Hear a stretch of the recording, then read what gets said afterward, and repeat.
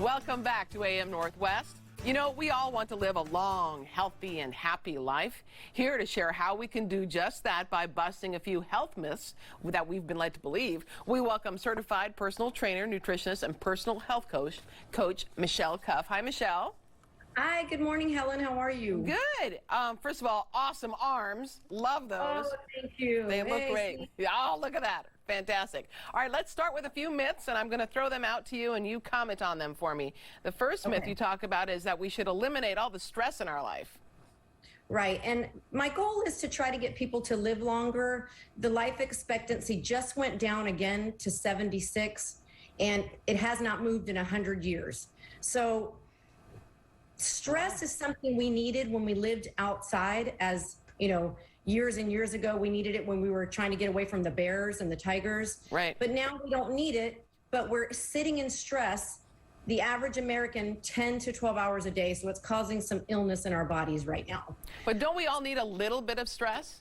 Yes, a little bit of stress is good, but 10 to 12 hours is detrimental. And that's what's happening. So we need to alleviate stress by doing things like exercising, or I'd like everybody to try to get some sort of meditation in 20 minutes a day, which could mean you're on a spin bike, or it could mean you're on a walk. It doesn't have to mean you're sitting there quiet. Gotcha. The next myth is you don't need as much sleep as you get older. No, that is a myth. The problem is everyone needs 7 to 9 hours of sleep. I don't care how old you are. The reason elderly people are not sleeping is because they're not moving anymore. They're not doing the things that they used to do. So if you're moving like you're supposed to, you should need at least 7 hours of sleep a night. Okay. And that is very important for your overall longevity, is to sleep. Right. That makes a lot of sense. And you say there's a myth that I need a great big workout every day. That is a myth as well. So I would like everybody to get 10,000 steps a day. That would have been our foraging portion when we lived out in the wilderness and in nature. We would have to walk, right, to find our food. But if we had to hunt for animals, we had to burst, rest. That's called a HIIT workout now. I'd like you to hit a HIIT workout 3 times a week for 20 minutes. That's all you need. Yeah, it seems though like if people who don't move end up with so many more illnesses. Oh my gosh. Yeah. I mean, we're not meant to be sitting. Right. Hardly at all. Right. We're supposed to be up and moving. Our DNA has not caught up to how we're living, Helen. We're supposed to still be living out there looking for food and water all day. And now we're just sitting around calling Uber Eats. Well, that's a good point. And you're not wrong. Okay, the next myth is any liquid will hydrate me. You mean my wine won't hydrate me? No, but hey, girl, I love it too, okay? So listen, I need everyone to understand what was the only thing given to us in nature to drink? Water. Yeah. You have 40 trillion cells in your body right now, and they're all screaming for water. When you're chronically dehydrated mildly, it will show up in joint pain.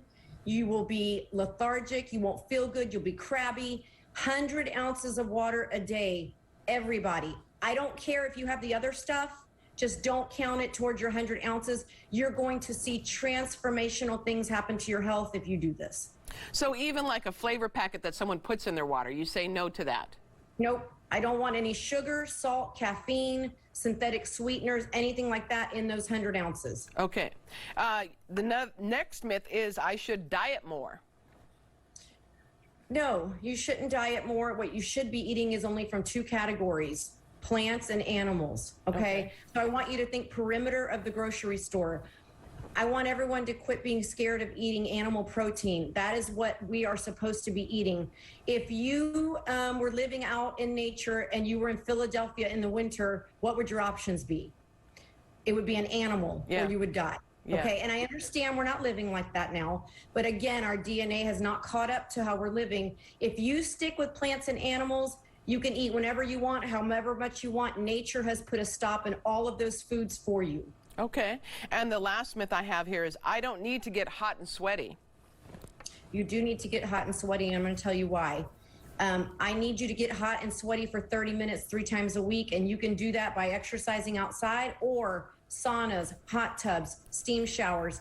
Raising your body temperature to 101 degrees using those methods is going to kill off the weak cells before you get sick. So you're basically inducing a fever in your body before you get sick. It will kill all these cancer cells, all these things. So if you get in the saunas, hot tubs, and all that, it's for sure, scientifically verified, going to extend your life, and you're going to live longer. So sweat, people. All right. We've got our orders. We've got our marching orders here. We're going to drink more water and sweat a lot more. Michele, thank you so much.